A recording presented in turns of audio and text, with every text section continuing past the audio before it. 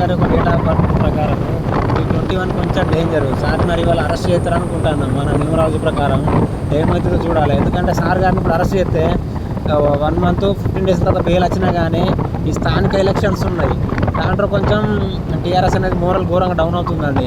అది 51 కోట్లు డైరెక్ట్ పంపినరని ఇచ్చిన ఐఏఎస్ ఆఫీసర్లు, హెచ్ఎండిఏ డైరెక్టర్ వాళ్ళందరూ ఉన్నారు.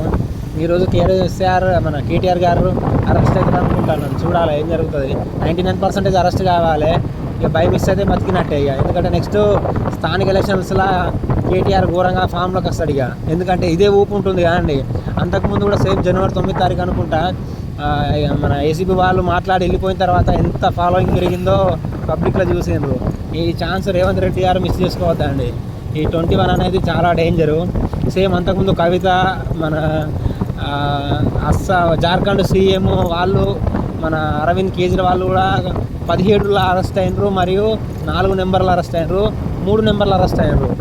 అంటే మొత్తం కలిపితే 3 అన్నట్టు. 21 అంటే 3. మనకు ఈరోజు చూడాలి ఏం జరుగుతుంది అనేది. కేటీఆర్ అరెస్ట్ అవుతాడని అనుకుంటున్నాము. 100% అరెస్ట్ కావాలి ఈరోజు.